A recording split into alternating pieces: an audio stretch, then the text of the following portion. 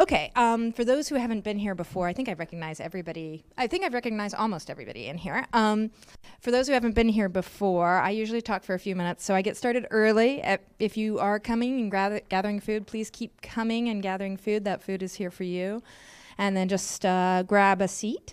A few events that are coming up. We always want to announce those. Later today, especially for those of you who are in the Seattle area, there's going to be a really great happy hour happening over at CoMotion HQ. I don't know if you're familiar with Startup Seattle, which is run by the city of Seattle, by their economic development arm.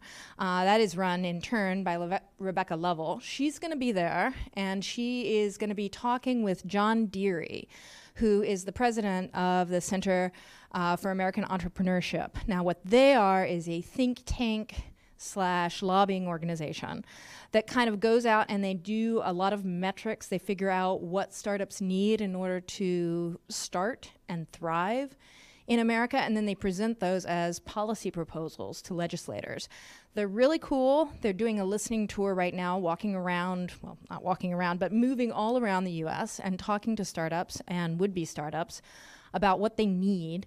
And they're gonna be there making a presentation, also with Rebecca Lovell, also making a presentation, and there will be drinks and there will be food, and they will really want to hear from you. So please join us over at CoMotion HQ. For those who don't know, 4545 Roosevelt Way Northeast. It's right over by the Trader Joe's here in the U District, and it should be a really good event. Next Tuesday, March 6th, here in this space right here, we will be having Taco Tuesday. It is an opportunity to just come and network for those who have ever been to Waffle Wednesday over at Startup Hall. Very much on the same model, except that it's lunchtime and it's tacos. Come on over, network, hang out, talk about your startups. Startup Hall is mostly focused on, as you may know, more software and IT. Here at Fluke Hall, we're more focused on physical engineering startups with a special focus on biotech, biomed, health tech, all of those things. So come over and talk with scientists, be a scientist, whatever works for you there. We'd love to have you. Next Thursday, March 8th, this is over in Spokane. So if you're in Spokane, please be aware, or if you know somebody in Spokane who would be interested, we will be having an event called Founders Pitch Founders, which will be an opportunity for founders to come and talk with just other founders. So there's no pressure, and people can talk amongst themselves about, here's my elevator pitch, what do you think? Here is my pitch for actual investors, what do you think? You can get real feedback and maybe meet some people who might be very helpful to you in the future. Next Friday, March 9th, here in Fluke Hall again, there will be the Makerspace Show and Tell. For those who do not know, this is actually a really important time for the Makerspace. The Makerspace has always been open to UW students, faculty, and staff for free. A couple of years back, it became open to startups who were associated with CoMotion Labs for a subscription fee of $200 per person per quarter. Now, and that's an unbelievable rate. It's super, super cheap. Now they are open to the public of Seattle, and if you are in Bothell, you count. You're basically in our metropolitan area. You are part of who the University of Washington serves. You can become a member of our makerspace using 3D printers, laser cutters, the wood shop, the VR and AR lab, the area where you can work on your Arduinos. I don't even know what we call that, the electronics bay. You can do that for $300 per quarter, basically $100 a month, an absolutely unheard of deal. We would invite you to come, innovate, be a part of our greater community. They have workshops, that'll be all included, the workshops. The only thing that you will have to pay for is supplies. So you will have none of these like per minute fees or anything like that. There aren't a lot of makerspaces in the area that are open to the public at all. So we're trying to fill a really big need in the Seattle area for people who don't have the money to spend like X dollars per minute to use a laser cutter. please come, please check it out. It's going to be awesome. And the Makerspace Show and Tell will just give you an idea. If you want to come next Friday at 4 p.m. to the Makerspace, you'll be able to see some of the things that you can make there, because some of the makers who have been working on projects will be showing things for the end of the quarter. I'm not going to go into next week because we're already 5 minutes in. There's a lot of stuff happening. It's kind of the end of the quarter, so we've got some programs coming to a close and other programs starting off. Cambia Grove is doing their 5 Points conference. They're doing the Policy Maker. The blockchain series is starting over at CoMotion HQ. That's going to be a long-running series for a number of weeks. It's going to be great. Please check all of these things out at CoMotion events. Just look up UW CoMotion, look up events, and you'll see all the details. Today, after Hen finishes up, we're going to have the Entrepreneurial Law Clinic come over, and they're going to be talking about consultants versus employees. This is a legal issue that I have seen trip up startups many, many times, and it is super expensive when you screw it up. So it's definitely worth your time learning about it. And now, Hen, thank you so much for being with us. Hen is very near and dear to my heart. She has been a mentor and a contributor to the CoMotion kind of community, and certainly to CoMotion Labs. She comes in and she does office hours with a number of our founders. She is an expert in, she started off in HR, did 20 years in HR. I'm going to get some of this wrong because I'm doing it from memory, but she's amazing. And then she's gone into doing more of the executive coaching, and there she's worked on fundamental corporate strategy, ways of scaling with your startup, which I think we're going to be talking about today. And we're so excited to have her as a part of our community on an ongoing basis, and we're extremely excited to have her here with us today to talk some directly to you. Thank you so much. Thank you, Kira. Thank you, guys and women, for choosing to spend your lunch hour here today. Before I get started, I'm kind of curious, how many in the room are founders? Okay, how many in the rooms plan to be founders? Okay, and how many in the room are here because it's just a really good lunch? Okay, good. So as Kira alluded, I spent 20 years in HR, and what I did was I actually worked with founders and CEOs, scaling up biotech and medical device companies. And those companies were usually Series A through to IPO, 0 to 100 employees. And so when you look at the life cycle of a CEO in those companies, there were very defined markers of when that would transition, right? For example, when the company goes commercial, there would be a different CEO that was hired.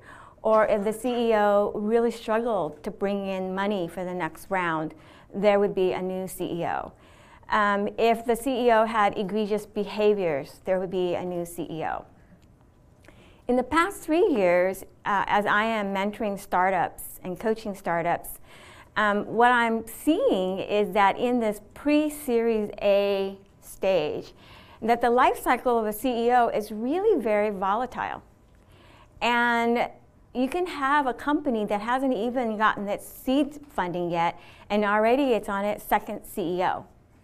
And I'm also seeing where founders are not even taking a CEO role. That instead they're taking the CTO role, the Chief Technology Officer role, or the CSO, the Chief Scientific Officer role. And shockingly enough, I've also been in rooms where we are doing formal mentoring, where the founder is pitching, and the founder pitches and goes away, and then the mentors are talking and evaluating. And you know, the first question when they come back is, when are you going to hire a CEO? And this is just even at the idea stage. And so I just found it really a little bit disheartening, because I believe in the founder CEO, but I also wondered, you know, how many founding CEOs really understand what their life cycle is and what does it pivot on? And so that's my talk today. This is our conversation, is about founding CEOs and where does your life cycle pivot, and are you aware of that? Because I would like to see innovation continue. I would like to see startups continue. And I think there are some founders that should go forward with their companies, but it doesn't always happen, and a lot of it is because of the naivete on really what their tenure pivots on. And so that's what I'm focusing today. And before I go on, I want to say welcome Spokane. The Spokane group, I know you're listening, I know you're watching, so I'm honored. And so I know that you're texting questions, so please text your questions to Caroline, and this is a conversation, so even for you, as I'm talking, if you have a question, please don't hesitate to ask. So we're going to talk about 3 areas. We're going to talk about 2 perspectives about founder CEOs or no founder CEOs. We're going to talk about the product life cycle and investor expectations, and we're going to talk about your startup life cycle. So here's the 2 perspectives. The first one I'm going to cover is from Andreessen Horowitz. Does anyone here know who Andreessen Horowitz is? Well, Kira, yes, of course you would know Kira. Andreessen Horowitz are 2 guys. They're both in the tech industries. They were both founders of several companies, and then they went into larger companies as they were acquired, and then they formed this venture capital firm in Silicon Valley called Andreessen Horowitz. They have a huge, huge fund. They are highly respected, and their hearts are with founder CEOs. And this is what they say. Yes, all the way. For them, founder CEO, all the way. And the reason is that a majority of great technology companies are run by founding CEOs. Now, this information is a couple years dated, but their point is, Apple, Microsoft, Adobe, etc. They got to their heyday, and they had their huge financial pivots based on founding CEOs. And then they're talking about that the current most successful companies are run by founding CEOs. And in their data that are a couple years old, across 50 companies, exits for founding CEO companies beat professional CEOs on capital efficiency, time to exit, exit valuations, and return on investment. And this is their philosophy, all right? Founding CEOs are excellent at finding, but not maximizing product cycles. And what they mean by product cycles is innovation, all right? So if I was to reread that, I would say founding CEOs are excellent at finding innovation, but not maximizing innovation. Professional CEOs are effective at maximizing innovation, but not finding innovation. Innovation is the most difficult core competency to build in any business. Innovation is almost insane by definition. Most people view any truly innovative idea as stupid because if it was a good idea, somebody would have already done it. So the innovator is guaranteed to have more natural initial detractors than followers. Okay? So this is your first perspective. Here's your second perspective. Yes, maybe. This comes out of the Kauffman Foundation report in 2015. Less than 50% founder CEOs hold CEO titles after 3 years. Less than 25% of IPOs are led by founder CEOs. When founder CEOs stepped down, the value of the company's equity increased. 80% of founder CEOs are reluctant to give up control.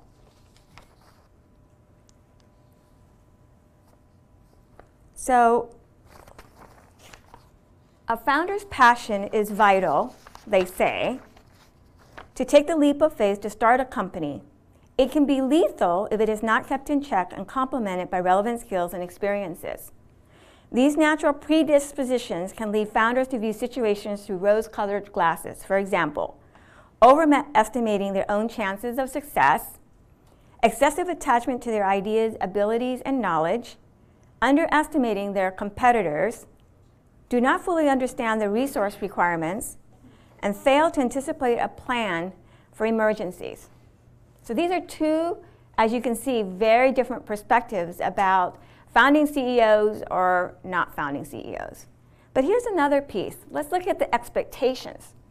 So the expectations of a founder CEO, the value that that person brings is, I'm a founder CEO. I brought my idea, my time, and my energy. I thought of the idea that created the company, spec'd the product, found the first customers, and worked my tail off. I am entitled to my stock and to run my company. The investor perspective, your value as a founding CEO is to find repeatable, scalable business model, get to revenue or profits or users or click-throughs, get the technology into production and or whatever the founder, CEO, and their investors have agreed upon. That's the expectation of an investor. If a startup has grown past the founder, CEO's ability to manage and scale and has not had a liquidity event, they should be able to remove the founder. Very two diametrically opposed perspectives, right? Where would you even find middle ground for that? All right? So now I've given you sort of the landscape, what the perspectives are, and of course there is everything in between. And there are some more nuances between these two perspectives depending on the company you're in, right? Whether you're a technology company, whether you're a life science company. If you're a technology company, it used to be that if you got $100,000 in 18 months, you should have a pretty strong beta. In life science, it's 5 to 10 years and about, I don't know, $100 million. So there are some nuances, but I think this is really representative of the perspectives. So the thing is this, is that as a founding CEO, really, what does this all pivot on? What is that thing that you need to know that your scaling with your company is dependent on? And it is the product life cycle. So this is a hybrid, all right? So I'm going to walk through it, and I might walk in front of it for a minute. This part right here is from Steve Blank. And if you don't know who Steve Blank is, you need to know. He is a retired entrepreneur. He's also a professor and teaches with Stanford, Berkeley, all of the big universities. If you don't know him, get on his website. He's got fantastic resources. He's just got fantastic materials. Everything. His model says the search for the business model is where you scale up your startup. And you get to a business model, you find your business model, you have your product market fit, you have a repeatable sales model, and you're able to hire. And then that's where you transition into being a real company. And once you get to the real company, that's where the expectation is you have a real company is cash flow break even, you're profitable, you can scale rapidly, and you can attract senior management, right? So this, for Steve, he says this is what you're supposed to do in your startup.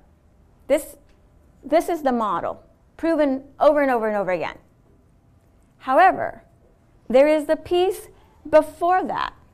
And what I find a lot as a mentor to founding CEOs is that a lot of startups think they're here when they are actually here.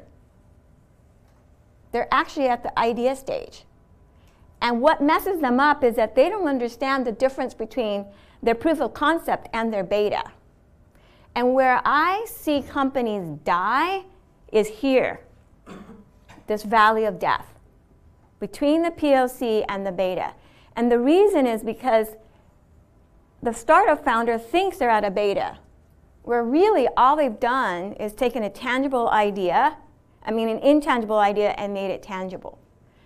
So this, if you don't want to listen to the rest of my talk, this is it, right here. Understand where you are at.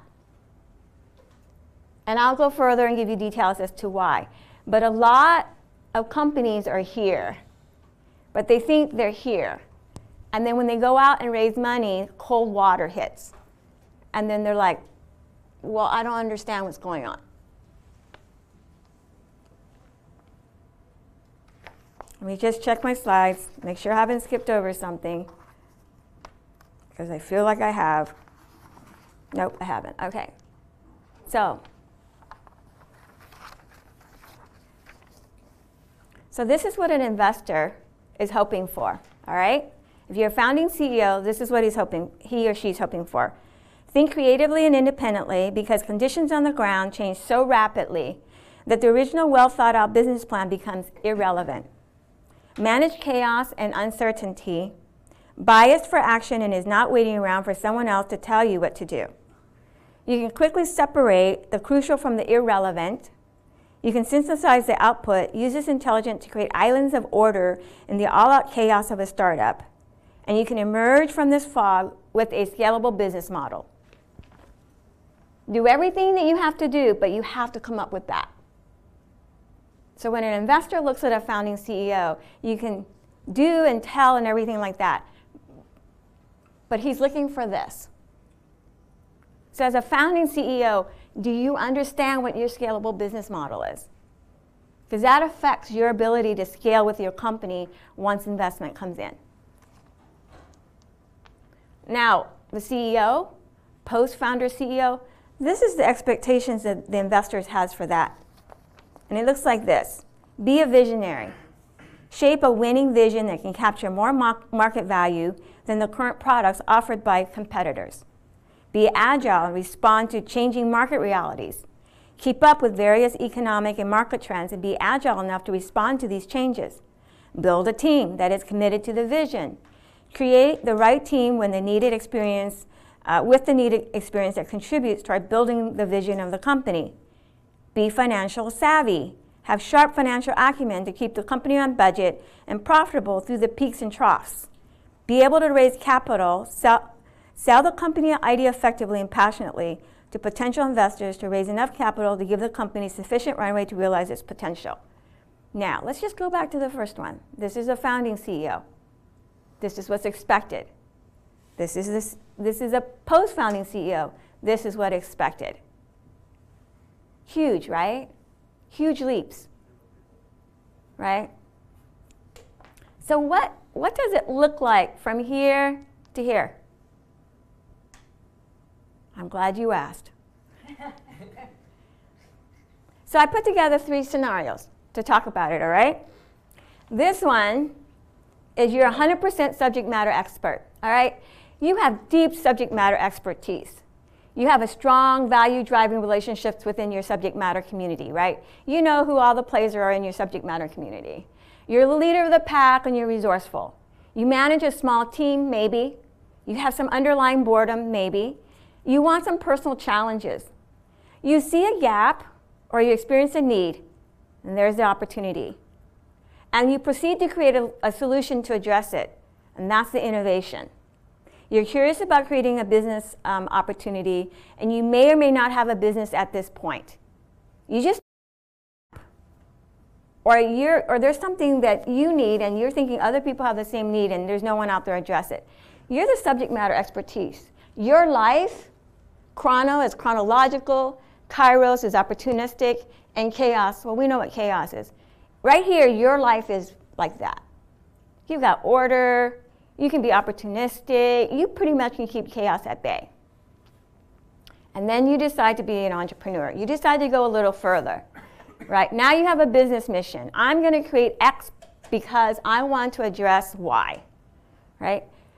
But then you realize that being a subject matter expert is not enough, that you have other needs, and it's outside of your domain expertise.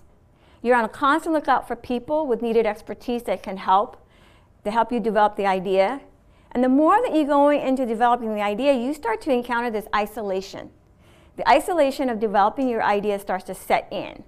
You realize the more you go down the path of developing the idea, the more that you are taking a path of risk and engagement that most other people don't understand, right? Money and the need of money become real. It no longer, money and funding and things like that, is no longer sort of this amorphous, thing that, oh yeah, I need money, and oh yeah, I need a facility. Now it's like, oh God, I need money, right? I'm not going to be able to do this with some money. And then you launch into being a startup founder. Oh, let me go back to this. Your life as an entrepreneur becomes more chaotic. Your ability to have routines kind of takes a second burner. The time to be opportunistic, to do things opportunistically, kind of goes to the back burner. And then you launch into becoming a startup founder, right? And this is what happens. It's a tug of war between putting out fires and developing ideas into viable proof of concept. Your business model has not gelled either through inexperience or over-optimism. You're struggling with the story to tell investors. Tug of war between developing the idea, sourcing money, accessing needed talent, advisors, mentors, facilities, investors, vendors, You're distracted by team dynamics within the group of people you have pulled together, right? They're all, some of them can work part-time, some of them can't work at all. They have a short window, they're going to run out of money, they got to go get a job, but oh my God, this thing's in development, and you're my coder, and et cetera, et cetera. And you're drinking from the fire hose of advice and doubt, right? This is my observed transition of a subject matter expert to a startup founder. And all of that impacts that startup founder's ability to scale with their company, right? Their life is definitely chaos. Routines, kairos, only if they only sleep 2 or 3 hours a night.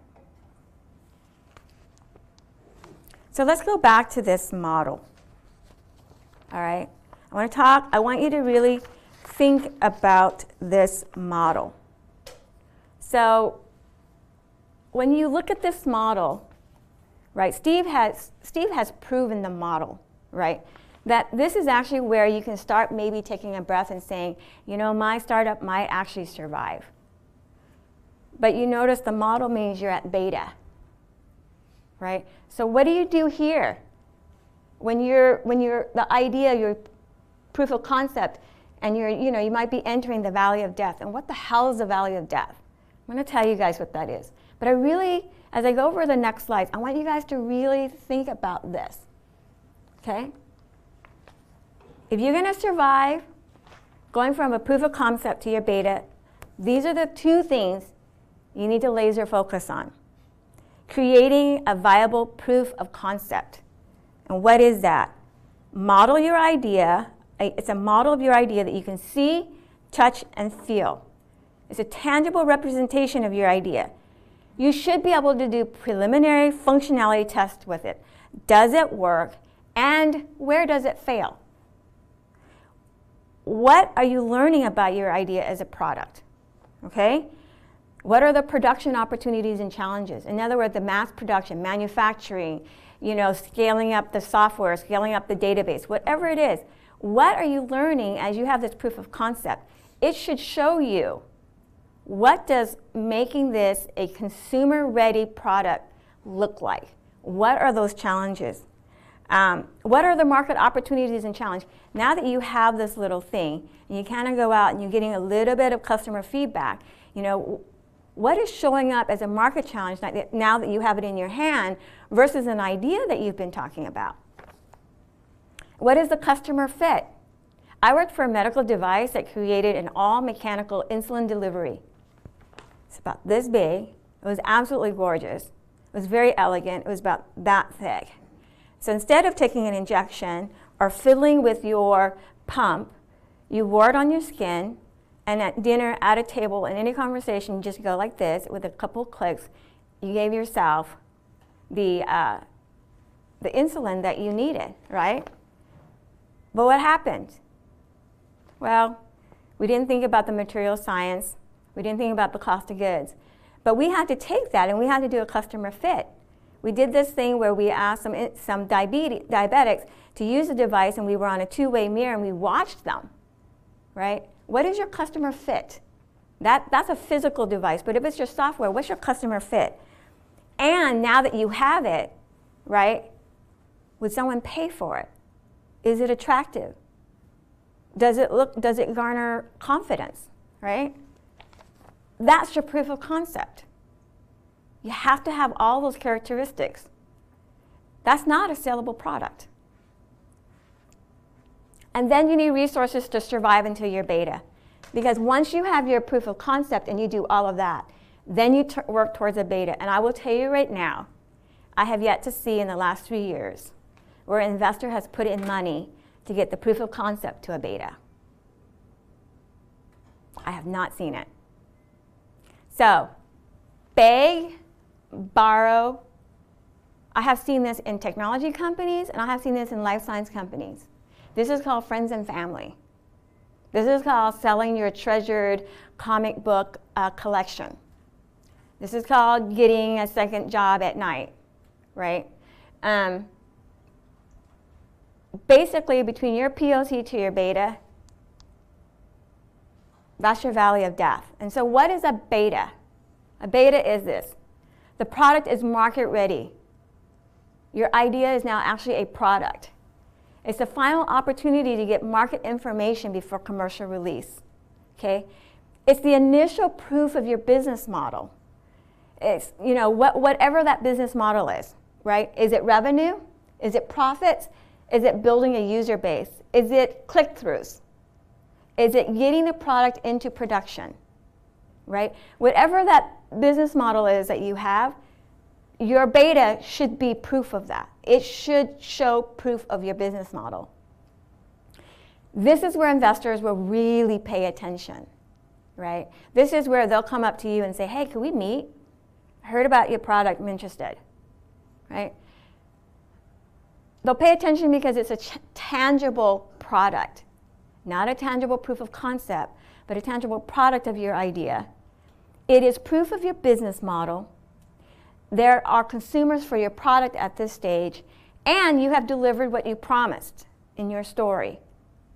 They look at this as very solid proof. A proof of concept is kind of halfway there. But a beta is like, okay, you did it. Now the valley of death. What happens in the valley of death? Why does the valley of death take place? Here we go. Did not start with a business model, so no compass for what it is, why it is, how it is, when it is, or the then what. All right? Now, what I hear pretty often is, I have a pitch deck. No, I don't have a business plan, but I have a pitch deck. Your pitch deck is not your business plan. Your pitch deck is your story. And here's what happens to a pitch deck. You go out, you do your pitch. You get feedback, right? And then you change your pitch deck, right? And then you go out and you do your story again, and then you change your pitch deck. Part of it is fine-tuning your pitch deck. Part of it is learning how to tell your story. But here's what happens. Every time you fine-tune that pitch deck, if you don't have a business plan, guess what happens to your business model? It becomes like this, right? And so then when you and your team get together, and at startup stage, it's pretty dispersed, right? Who's on first base? Who's on second base? What are we doing now? How have things changed? And I am not advocating that you go out and do a business plan that's like 30 pages. At your stage, that's ridiculous. I am advocating that you use something like the Lean Business Canvas. 2 pages. It's free, online, Lean Business Canvas. It really put thought into it. Pull your whole team with you and really work through it, all right? And you should not change your Lean Business Canvas without the whole team sitting together and wrestling through it. The other thing is you don't have initial proof of your business model, or you don't know what your initial proof is. And so you have to figure out what your initial proof of your business model is, right? And the thing is this, is that if you assume, the valley of death happens when you assume that you have a POC, you go out and talk to investors, and you're going to get money. I have not really seen that. Now, I'm one. I haven't talked to every startup in Seattle or in Silicon Valley, all right? So take that with a grain of salt. Maybe you've seen something different. You don't have the needed people and their commitment to develop the idea through to beta. I have seen startups that have fallen apart before they even got to proof of concept. Or I have seen teams that were really toxic and someone had to go. And so that someone left. Unfortunately, that someone was the key software architect, right? And so now it's halted, and that product is at proof of concept stage indefinitely until they can attract somebody, but they can't attract somebody until they have money, right? Here is a really, really, really common one. If I had a pet peeve, it's this one. Planned for investor money instead of planning for revenue. I have worked with startup companies where they could get to revenue faster and easier than getting investor money. But for whatever reason, it was a blind spot, and they were doing the things to get to investor money and not to get to revenue. And let me just tell you something. Get to revenue as fast as you can. Because regardless of your stage, this is the one caveat about proof of concept and beta. Get to revenue, and an investor may see a dysfunctional team, a slightly messy company. They have revenue, they'll step in. You could be at POC with revenue, an investor will step in. They will invest. They will help you. So don't sit there and count on investor money. If you have a business model that gets you to revenue, get to revenue. Then you'll get the investor. It sounds counterintuitive, but that will put you, that is an ultimate litmus test, that if you get there. And also, the other valley of death part is that the startup pivots every time they receive expert advice. So, you know, I'm talking about my own people here, right? Right? I have to eat my own dog food, as I say, right? But let me just tell you something. Reputation and credentials, that's good. It's really good if you need the chief medical officer of Providence as a big market voice for you. Otherwise, check their references and look for evidence, right? Oh, great, you know, love your background. Hey, can I talk to a couple of people that you've mentored, that you've advised? Love to bring you on my advisory board, but can I, you know, do you have some people I could talk to that can give me an idea what you do? You know, look for evidence. Don't look for reputation. Don't look for credentials. Because I will tell you, there's a lot of retired executives, great credentials, great reputation.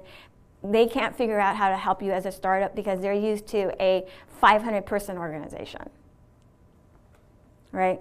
And then the other thing is getting sidetracked. Let me give you some examples about what getting sidetracked looks like. You're invited to go on a trade show to China because you're new technology. Exciting. You get to meet all the Chinese investors. Exciting! Except you're at POC. And you have to buy your own plane ticket. And you have to pay for your own food. And you're going to be away for 2 weeks. And your product is not at POC. What should be the decision there? Right? You want practice pitching. So you sign up for every pitch competition.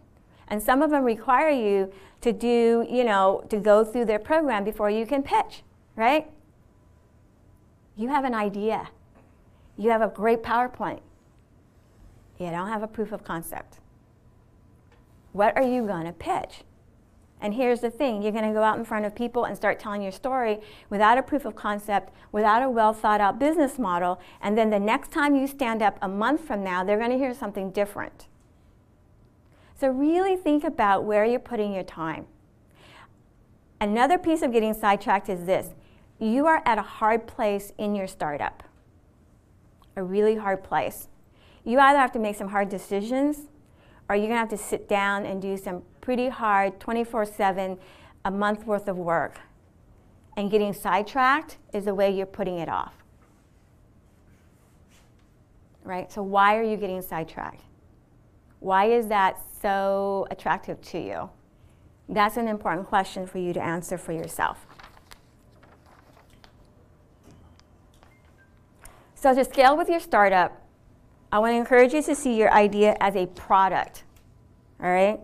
And understand the life cycle of your product. If you're building a mobile app, understand the life cycle of a mobile app. If you are building a product that runs on an algorithm, understand what a company like that looks like. Understand that life cycle, right? Whatever your product is, understand that life cycle because that will tell you what you need to focus on, what your proof of concept looks like, what your beta looks like, what is the potential of funding from the idea to the beta. Learn about the market conditions of your product, all right? If I was going to create a company that sent clothes to you after you filled out an online analysis of your style, right? What is the market conditions right now for a company like that? I'm not a front runner anymore. There's a half a dozen companies out there that are front runners. There's even a company that went public doing that, right? So what is the current conditions of the market for something like that now versus what it was a couple years ago? I don't have to do a lot of educating because there's companies like that out there already. But what is the potential funding for me now? And since the investors already have the experience of funding several of those companies, what's the threshold now that I have to meet in order to get funding, right? Know what it takes to mass produce your product. This was the diabetes delivery device. Huge, huge, huge. This company was started by 3 founders that are serial entrepreneurs. This was their 12th company. They have companies like Madrona and Arch Ventures and stuff like that that stand in line to invest in their companies. And they miscalculated the cost of goods. And they didn't look at the material science for the bladder that holds the insulin, and it turned color, right? Understand that in order for your product to get out to the market, there is some aspect of mass production. What does that look like? Understand the financial metrics of your investors. This is some place where a lot of founding CEOs don't think about. It doesn't matter what the other companies are doing. It doesn't matter what the past exits say. It doesn't matter what the market opportunity is. What matters is who are you targeting for investors and what are their metrics. And the metrics always tie to the performance of their portfolio that they're promising their investors. All right? What are the financial metrics of your investors? Understand your competitive landscape. This is where a founder CEO's rose-colored glasses gets in their way. What is a competitive landscape? And what is your proof of your edge over your competition?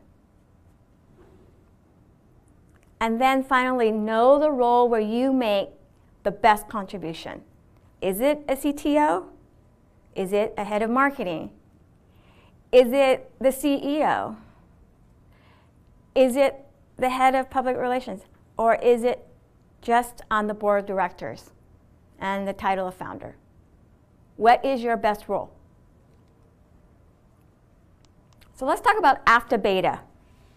Your career. After beta is where, as a founding CEO, there could be a change, right? If you've run your company well, if you've done all the things, the stuff that I pointed out, and you know, I don't have the holy grail, but the key stuff, and now you're at beta, this is where your career may change.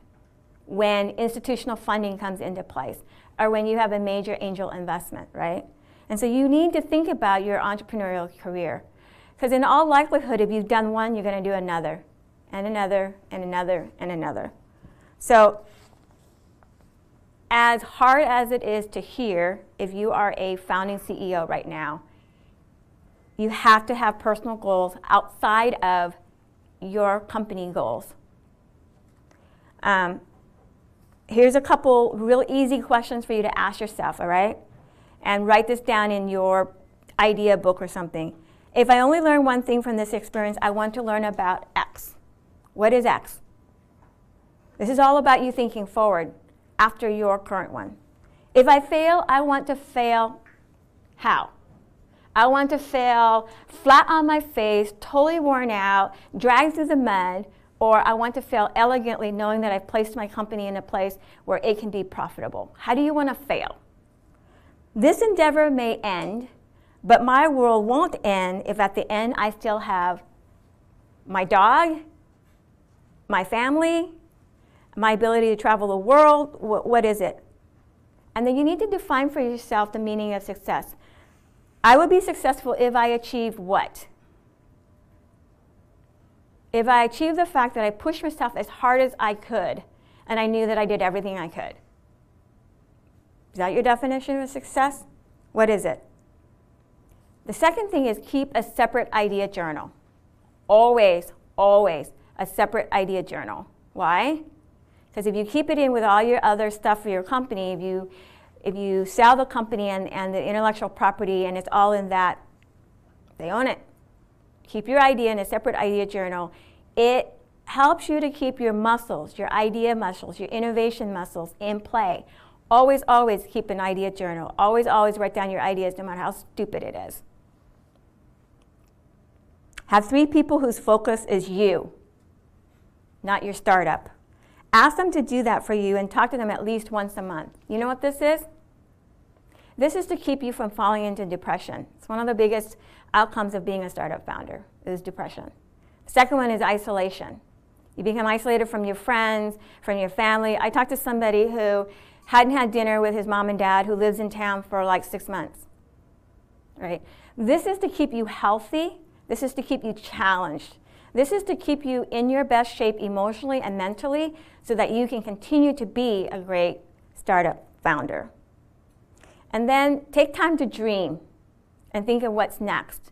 Even if what's next is whenever this endeavor is done, and maybe the endeavor doesn't get done for 10 years, but you always need to continue to dream and think of what's next.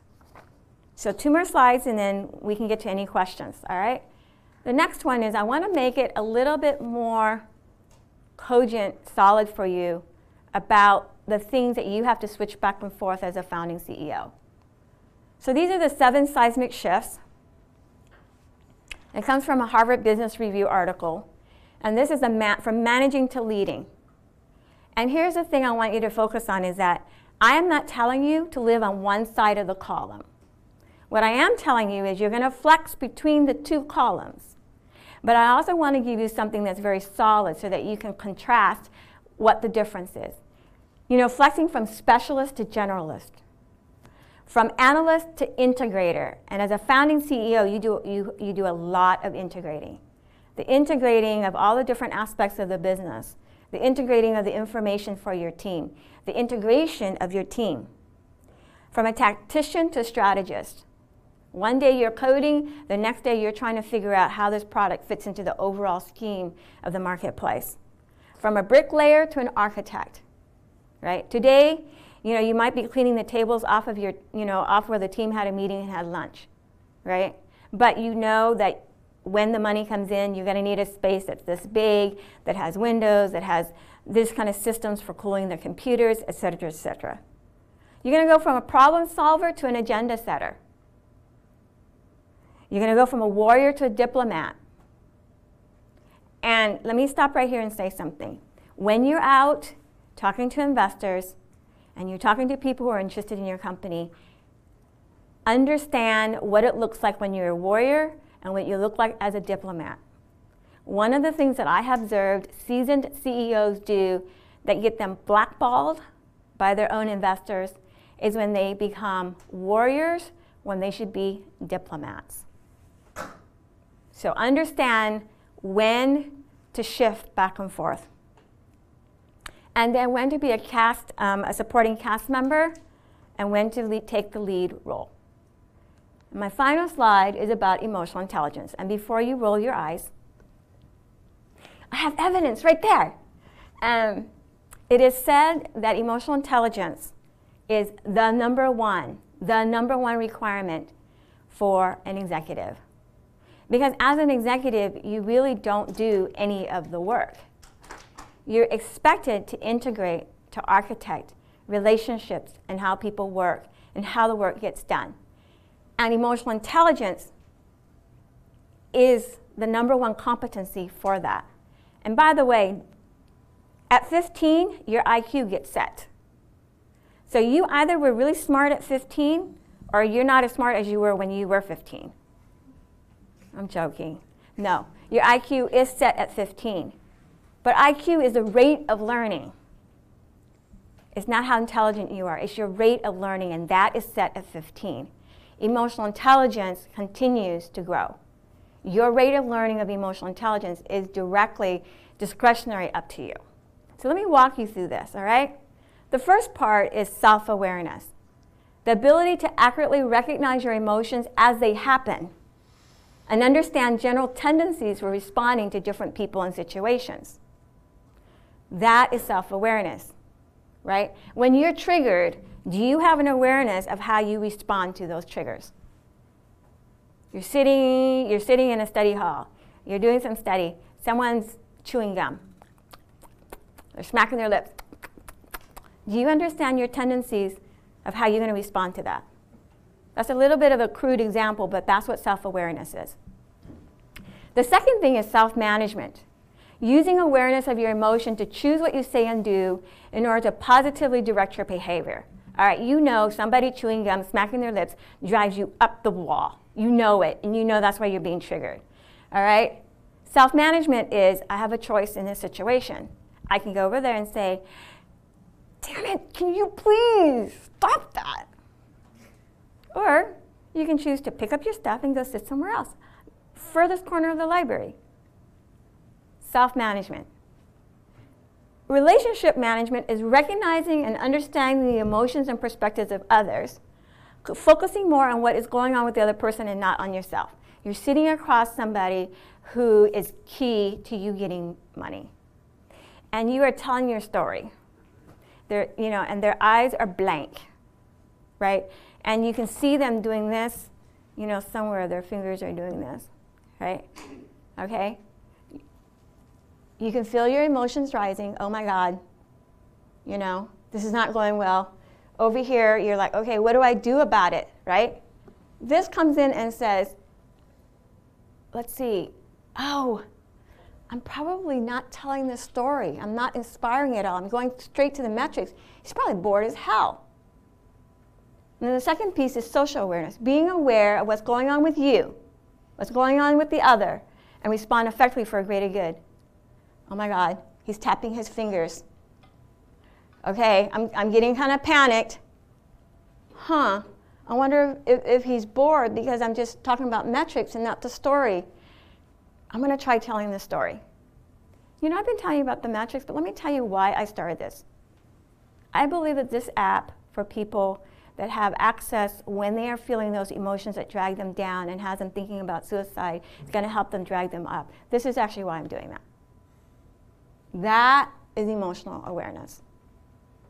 That, if you're going to continue to scale with your company, that is pivotal because that will help you interact with your investors, the people who want to support you in a way that is cogent, relevant, and connected.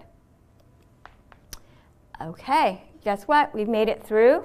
I know that for those of you who have signed up and indicated, you will get a copy of this deck, but I want to just show you really quickly. I have 2 slides where there are books, okay, classics for startups, classics, and then also resources for you to look at and for you to try out, okay? So we have like roughly 8 minutes left. Yes, Caroline has some questions. I have a question from Spokane. Can you give an example of the problem solver to agenda setter shift? Problem solver to agenda setter shift, yes. So the problem solver is, we need a place. We need a place for the 3-person team to get together. All right, I'm gonna go call, CoMotion Labs. I'll check out the AR/VR lab. I'll call all of that and see if there's space for us. An agenda setter is like, okay, we need space for the team. There's 3 of us.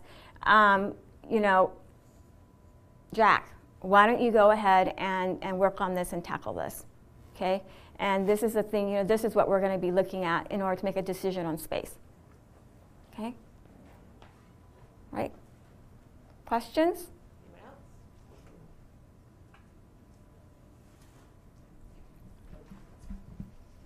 I really hope I don't actually need the mic. I'm so sorry. I don't know if you mentioned it in the beginning, but when would you go to an IP lawyer or someone and seek out protecting the information? Is it proof of concept? Is it before then? Is it once you go to an investor? Like once you're generating revenue? Okay. So I'm biased about this, and let me explain my bias. My bias is when I came to Seattle, I spent 7.5 years in the role of a paralegal in a corporate department at one of the 3rd largest law firms in Seattle. I worked with fantastic people. And what I would tell you is legal advice is get it as soon as you can. Whether it's for your IP, whether it's about hiring, whether it's about putting together your equity plan, sooner rather than later. And the reason is if they can't help you, they'll tell you. and then you have formed a relationship and they get to know you, right? And there's this thing called begging, right? If you have relationships with lawyers that work with startups and they understand the revenue cycle of a startup, you might be able to get them interested in your startup and do a little bit of free work. I wouldn't assume it, but if you start early with them, and it's like any relationship, nurture that relationship, and you might be able to get some free advice, and then at some point you'll hear from them, you know, I think we need to pay for this, right?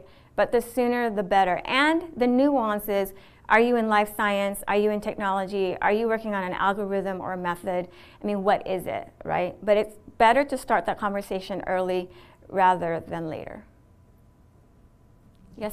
Another question in Spokane. Is there any difference between how female and male founders approach the seismic shifts? Interesting question. I'm going to tell you that the difference is, and it's beyond startup. Okay, so this is just a general difference, and these are observations, is that women are really community oriented, and men are more hierarchical oriented. And so when it comes to the seismic shifts, we're going to try and do a lot more by consensus and by community, and that causes delay. Now, men are hierarchical. It doesn't mean, in that area they might move faster. However, there are other areas where they tend to move slower. And so to me, it's sort of this pattern of to me, a startup does not discriminate whether you're male or female. And I'm not talking about the investment piece. I'm talking about just doing a startup. There's no discrimination. You're going to fail or you're going to succeed. And a startup doesn't discriminate and say, you're a guy, you're going to succeed, and you're a woman, and you're going to fail. Startups are hard. And there was, on my first slide where I showed you that Andreessen Horowitz showed all of these companies, the Microsofts, the Apples, the Adobe, and all of that, and said, you know, these are the founder CEOs, they've succeeded. There's a little piece of detail about that. I'm surprised no one said anything. All of the founders of those companies, that's not their first company. Those were their second, third, or fourth companies. So the only marker of success that I have seen that is proven through, it's not gender, it's how many startup failures have you had. The more startup failures that you had, the greater the probability you're going to be successful with this startup. Okay, I think we have a minute or two. Any last questions?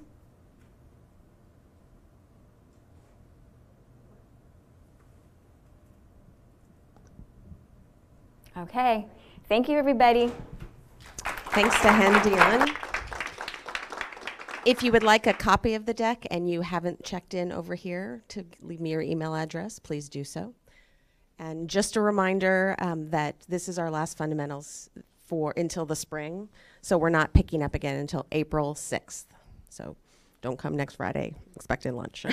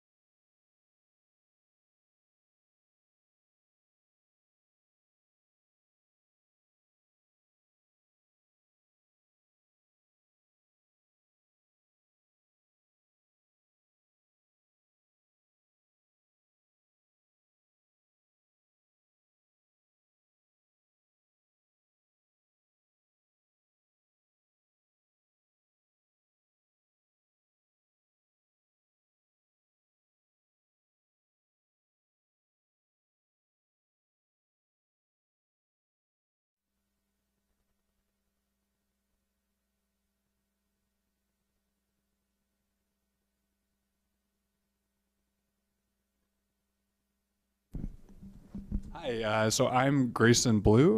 And I'm Josh Fuller.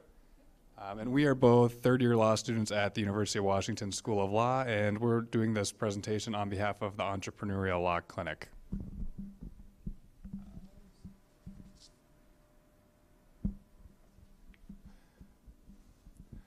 One thing that we want to call out right away is that we are not lawyers, and we're technically not allowed to provide legal advice.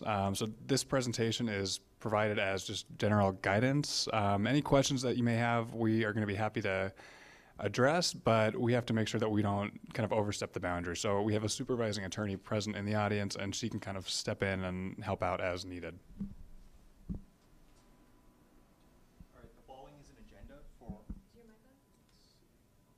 Here's the agenda for today's presentation.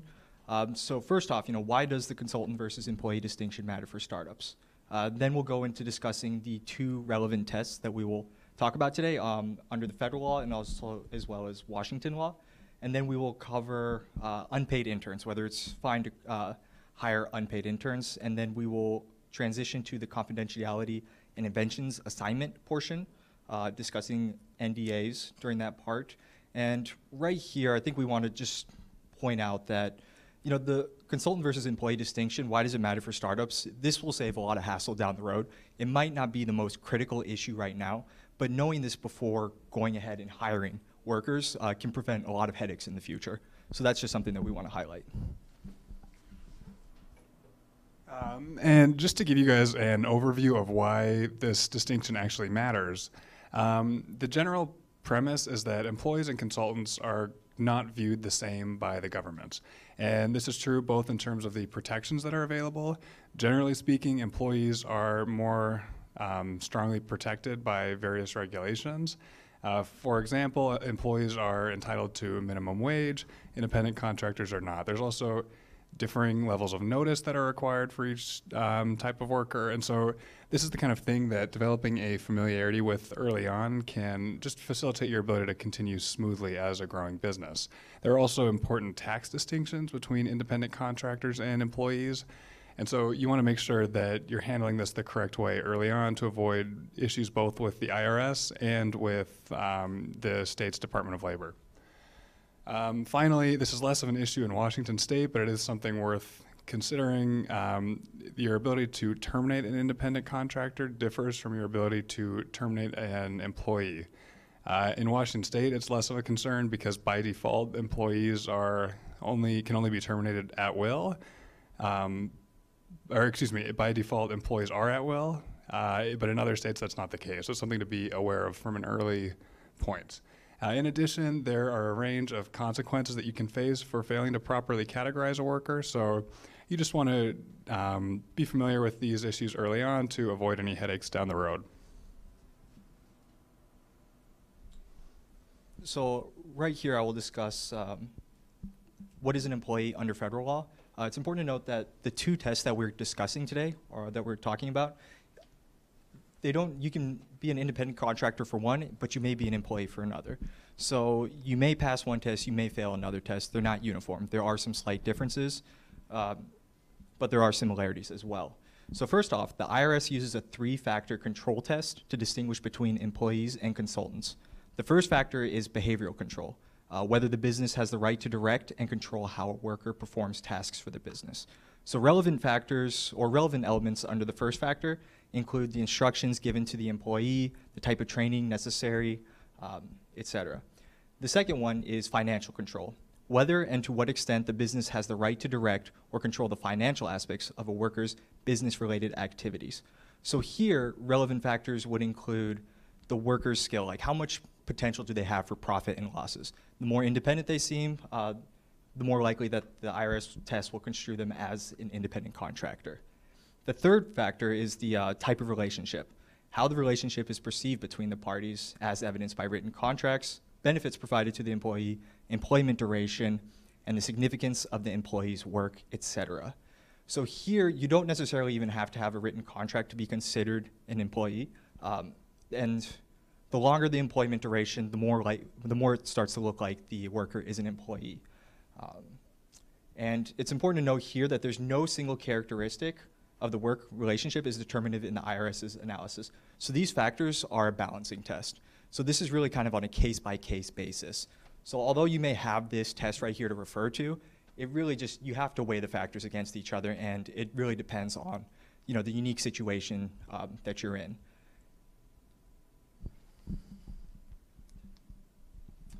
The second test here is, what is an employee under Washington law?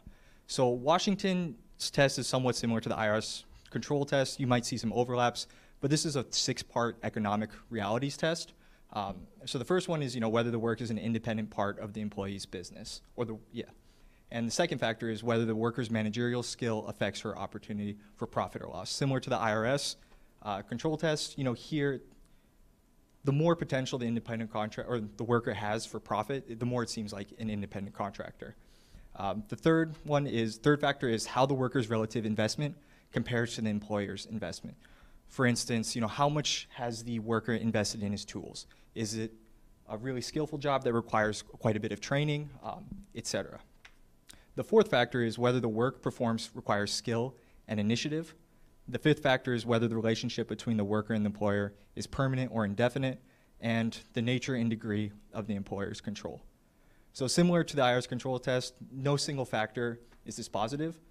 It's important to note that even if you call a worker an independent contractor, the test may still be such that they are actually an employee, and they may be subject to penalties if you fail to classify them correctly. And for good practice, it's just best to presume that, you know, your workers are employees and follow the laws, just to make sure that you don't have to deal with the headache down the road. And so a question that commonly comes up with a lot of companies that are just getting off the ground is whether or not it's possible to hire unpaid interns. And I think the reason why is obviously to minimize costs. There's also a lot of situations where people might have a friend or a sibling or someone who's trying to gain experience, and it can be sort of a mutually beneficial situation where you have someone come in and work for free to help develop a business. So I guess the simple answer is that technically, yes, it is possible to hire an unpaid intern, but you will be hard-pressed to find a single experienced unemployment attorney who will suggest that it's a good idea. The DOL applies a sort of modified version of the economic realities test that Josh just discussed in making this analysis, and again, it's a balancing test, so it's not a straightforward threshold. And I think part of the rationale that a lot of attorneys have in advising against hiring an unpaid intern is that it's easier to just pay a nominal fee, have a fixed cost of an employee, and avoid the potential extreme cost of having to fix something that was improperly done down the road. Generally speaking, the test for hiring an unpaid intern is laid out here. There's 7 factors. The first is the extent to which the intern and the employer clearly understand that there is no expectation of compensation. Any promise of compensation, expressed or implied, suggests that the intern is an employee and vice versa. This is fairly straightforward. The idea is that if there's an individual who has provided equity or compensation in the form of a cash payment, that's not going to tilt in favor of your ability to hire an unpaid intern. The next factor is the extent to which the internship provides training that would be similar to that which would be given in an educational environment, including the clinical and other hands-on training provided by the educational institution. The idea here is that the test is essentially trying to distill who is the primary beneficiary of the relationship, and the more that the experience tilts in favor of providing the intern with educational experience that's not available is going to increase your ability to hire an unpaid intern. The third factor is the extent to which the internship is tied to the intern's formal education program by integrated coursework or the receipt of academic credit. This is fairly straightforward. Again, this determines who is the primary beneficiary of the relationship. The fourth factor is the extent to which the internship accommodates the intern's academic commitments by corresponding to the academic calendar, similarly related. The fifth factor is the extent to which the internship's duration is limited to the period in which the internship provides the intern with beneficial learning. The idea here is that an individual who is indefinitely employed or is just kind of sticking around is more likely to not be eligible to not be paid because their work relationship more depicts the characteristics of an employee. The sixth factor is the extent to which the intern's work complements rather than displaces the work of paid employees while providing significant educational benefits to the intern. The idea here is, again, trying to get to who is ultimately benefiting from the relationship. If you have an intern who comes in and is taking up a substantial amount of existing employees' work, that suggests that the employer is benefiting more than the intern. The seventh and final factor is the extent to which the intern and employer understand that the internship is conducted without entitlement to a paid job at the conclusion of the internship. And one thing to point out with all of these factors is that this is a non-exhaustive list. This is a standard that was released by the DOL, so it gives you a very good starting point in terms of sort of trying to evaluate the specifics of your situation, but it's very important to recognize that all of these tests are case-by-case specific, and so you can't necessarily just read through this list and develop a very strong feeling of confidence without being completely risk-free. Finally, we wanted to address one more important factor, or I guess one more important consideration that applies both to employees and contractors, and that is the idea of confidentiality and inventions assignment agreements. The general idea here is that you have an interest as a growing business in protecting your intellectual property. And the way that you go about doing that is making sure that both employees and independent contractors are subject to confidentiality and invention assignment provisions. These can either be done in an employee agreement or in an independent contractor agreement or as a standalone confidential information and inventions assignment agreement. The general idea is to prevent individuals who come in and are doing work on behalf of your business from taking what they learn or what they create and using it otherwise. Each agreement should take specific measures to specifically address the type of confidential information and intellectual property that's covered by the agreement, as well as defining what the respective workers' obligations are. In terms of confidential information, this should be specifically defined within the agreement to include all relevant non-public knowledge, data, and information related to your company. Inventions should be defined to encompass all ideas, concepts, material, processes, data, programs, designs, and copyrightable works, including all intellectual property rights in such inventions. And finally, intellectual property rights should be defined to include patents, copyrights, trademarks, trade secrets, and other legally recognized rights. The general idea here is that as a business, you need to make sure that the agreement adequately reflects whatever it is you're working on. So if you're working in one field, your agreement is probably going to look different than someone else who's working in another field. So this is why it's worthwhile to consider consulting an attorney fairly early on. Do you want to? Sure, I'll cover the first couple here. So the key takeaways for today's presentation, number one, the employee versus consultant distinction matters. With your startup down the road, instead of focusing on whether you had properly hired a worker or not, you can focus your energy on building your startup and continuing to grow your company. So just following these balancing tests, just focusing on them, being aware of them, can save you a lot of trouble down the road. So please do consider this when you do hire workers to assist in the growth of your business. And secondly, do not assume language used in employment agreements govern. The general takeaway here is that just because you call somebody an independent contractor, that doesn't necessarily mean they are. And you really have to look down in each situation, look at the specific facts, and sort of consider the factors outlined in these tests. And third, generally assume workers are employees unless you can substantiate the contrary. So just, if you assume that workers are employees, you can save yourself a lot of trouble down the road. You would have to prove that the worker that you hired is not an employee to the IRS or to Washington, under Washington law. And finally, just to sort of hit home on a factor we just discussed, it's important to make sure that confidentiality and inventions assignment agreements are in place for every worker who comes in contact with your business, especially as you're developing the product early on. Finally, we just want to highlight that employment law is a very complex area of the law that changes pretty frequently. So it's worth seeking out experienced counsel from an early date just to nip these in the bud before they become issues. And any questions? One question from offsite. one question from offsite, and then I'll kind of add to it myself.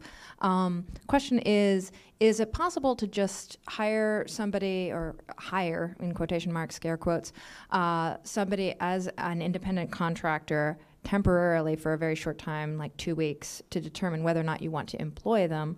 And in that vein, I was with one company that hired people for a single day to work during the interview process, so that they were actually working side by side with the people in the building to just get a feel for what was this person like to work with. And it was 1 day, and then they were either paid as a contractor at the end of that day, or what would be their contract payment was added to their first paycheck, depending on whether they were hired or not.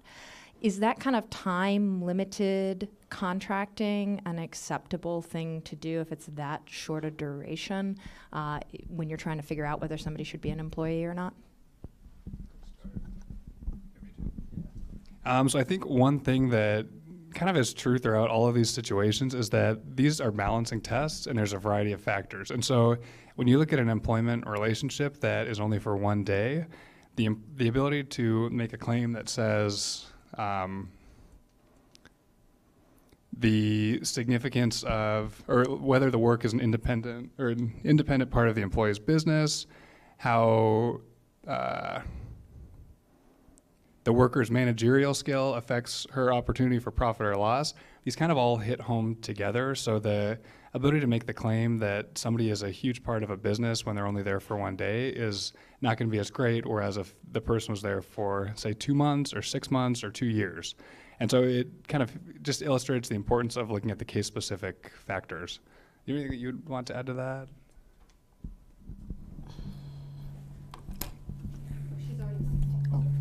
Oh, that's right.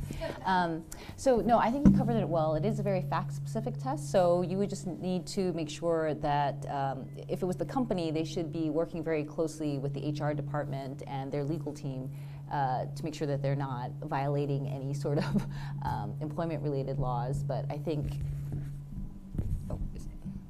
it's okay.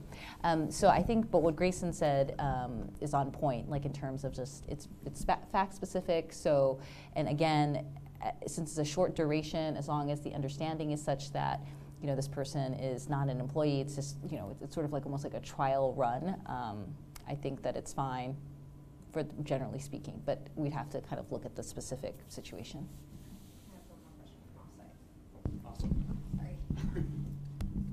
How do large-scale companies like Amazon or Microsoft handle interns that get paid a stipend, like a $5,000 payment for the summer, for example?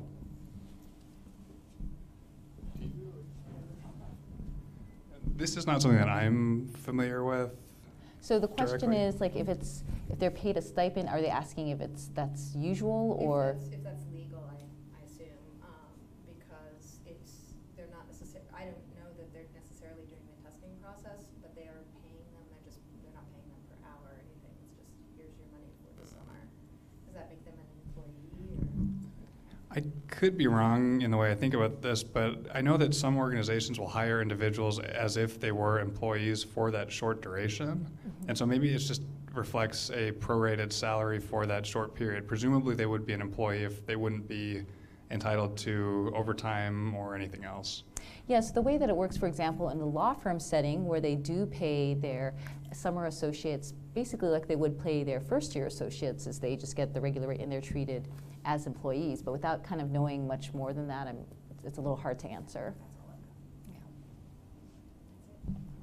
Awesome. Well, thank you. Thank you.